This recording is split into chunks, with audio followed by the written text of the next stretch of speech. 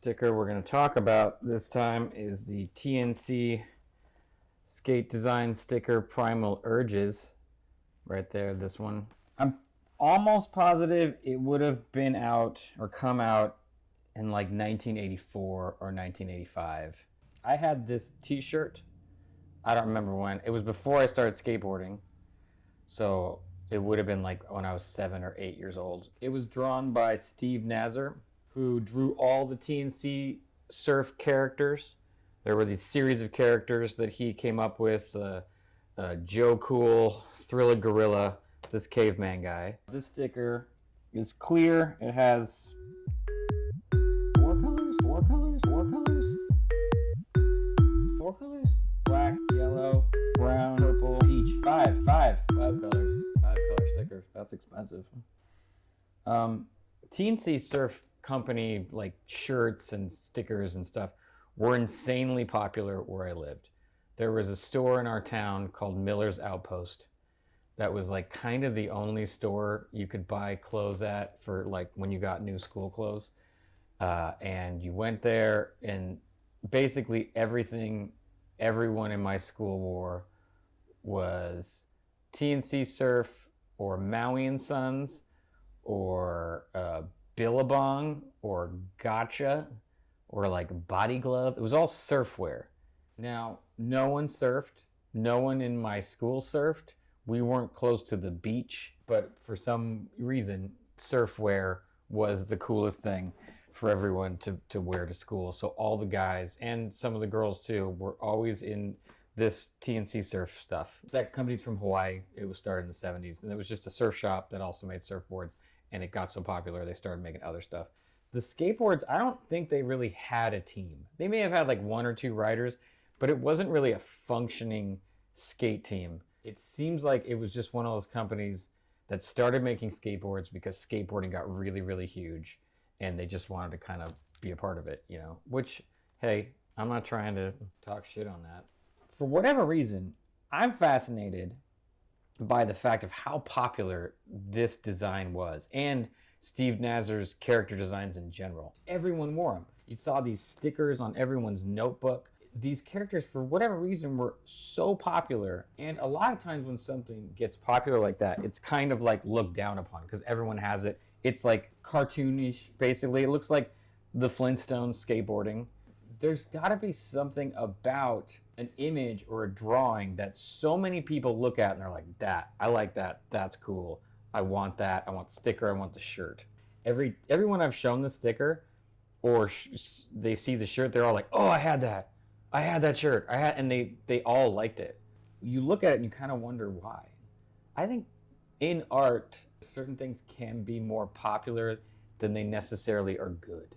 Like, for instance, the Mona Lisa is not Da Vinci's best painting. If you've seen all his paintings, it's a good painting, but it's not his best painting. But for whatever reason, it's the most famous painting in the world. Something about it, lots and lots and lots of people are like fascinated by it. They get like sucked in by it, and that has become basically the world's most famous painting when it's not even his best painting, let alone the best painting. Like Edvard Munch's Scream, not his best painting. He's made lots of paintings better than that. He made Scream paintings that look like the Scream painting that are better than that, that are better than the most famous one. But for whatever reason, people tap into the Scream. They love that face. They love the way the hands are. They connect to it for some reason. There's some like theory about the simpler a face is, like for instance, Mickey Mouse or a happy face, the more you can attach your own personality to it. And I kind of think that's what people liked about these. They were simple. They were also kind of funny and clever and also really well drawn. I've looked at a lot of his stuff. He still makes these, by the way. Steve Nazar owns the rights to all these characters. He owns the characters. So he still makes apparel and stuff. He has a clothing line called Thriller Crew. You can look at it. You can go to it, thrillercrewgear.com, and you can buy all this stuff. You can rebuy all the stuff. I bought one of the shirts. I bought one as a gift from my friend Steve Simone because he had the PRIMAL URGES shirt and he wanted a new one. And you can still buy the stuff because the characters are his. He just can't put the T&C logo on any of his clothing for whatever reason. It seems sort of silly because it's not like T&C invented the yin yang logo. They definitely didn't. It's thousands of years old or whatever. but he's still like an alive person making stuff, which is cool.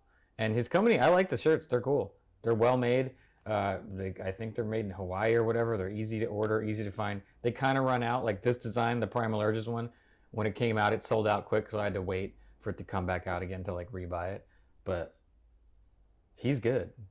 And all his characters really connected to like young kids, at least where I lived.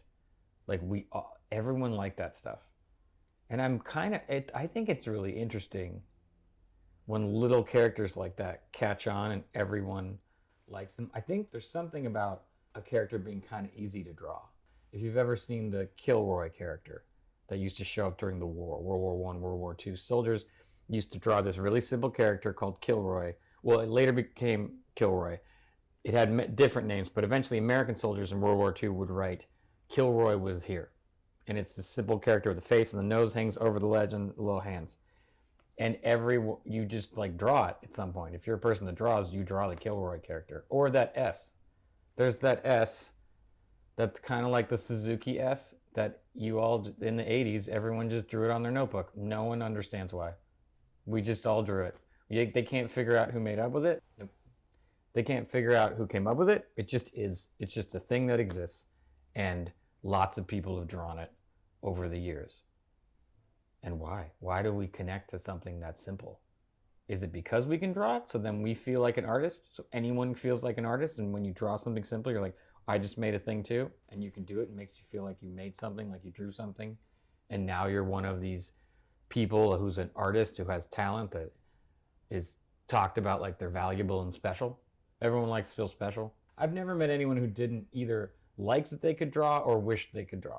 It's just a thing people find like as a valuable thing. Simple art of people, like of human figures, can be really fascinating. And it's very popular now. If you think about artists like Takashi Murakami or Yoshimoto Nara, they both make really simplified versions of humans. Takashi Murakami makes also complex versions of humans, but Nara especially makes these big round-headed figures that look kind of like children with big simple eyes, and they're fascinating. And again, both those artists are insanely popular. And I think they're both good. So whether you like them or not, the popularity of it, there has to be something there that they're able to connect to lots and lots of people. I think sometimes simpler art maybe connects with people because it's a little humorous. Like David Shrigley. His art, very simple, like black and white drawings. A lot of them are really funny, really dark. They're not like technically brilliant drawings. He's not like an amazing draftsman necessarily, or that style he chooses to draw in isn't like super technically amazing, but it's really, really effective. And you see it, and it's just like a smack in the face when you look at it, some of them. And a lot of them are really funny. And the ones that are sad, they're just like brutal because you see it instantly. There's not a lot of like looking into it and finding the narrative. It's just like, you're sad. Now I'm sad. That made me, it's not finessed necessarily. It can't be. To get it that quickly, it's essentially what stickers like this were trying to do, or an image like this was trying to do, is trying to get your attention in a store so you'd buy it. You don't have a lot of time in that sense. Like you're walking by a counter or a rack and you can see it this fast. It's like, that's caveman on a skateboard grinding a rock and there's a lizard in it. It says Primal Urges. That's funny. I'm 8. Dad, can I have this? School starts in a week. I want to be cool like the other kids. And then you'd go to school and 5 other people would have the same shirt. And you were like, is this cool? Are we part of a cult? But I like this stuff. This sticker was very expensive. I'll be honest, this sticker was too expensive. I think it may have cost me $50. You stupid, ignorant son of a bitch, dumb bastard! Jesus Christ, I've met some dumb bastards in my time, but you outdo them all. They very rarely pop up on eBay. I was in a panic. I got scared that I wasn't going to be able to find it ever again. And I bought it, and now I'm glad I have it. But in the moment, I was like, "What are you doing with your life? Why is this what you do at night? There's other stuff to do at night than this." Oh, what's great about the stickers is his hand pokes out of frame, so you got a square And then his arms like, "Wah!" So I recommend going and rebuying your youth. Go to thrillercrewgear.com. This isn't an ad. He doesn't know I'm doing this. But their shirts are cool and they're like whimsical and well drawn and fun. Get them especially if you don't surf like the rest of us did. Wear the apparel of a lifestyle you don't even. I don't even like the beach. I hate the beach. I like looking at the ocean, but sand sucks. I don't want to go in the water, come out covered in water and have sand stick to me just so I could surf like 3 waves. I'll just buy the shirt. There's a surf version also. It's a caveman on a wave. So that's good if you really want to hit home the surf part.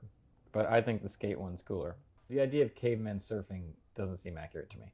Cavemen skateboarding on a stone skateboard makes a lot more sense because invention of the wheel, and you could use a skateboard to move stuff, like a rock if you're trying to make a new cave, or an animal you killed, or some wood because you just discovered fire. Things like that. If you're trying to hide the missing link so no one can know for sure how concrete the theory of evolution is. You got stuff to do if you're a caveman. You're kind of a workhorse. Let's be honest, cavemen were pretty blue collar. Cavemen and women.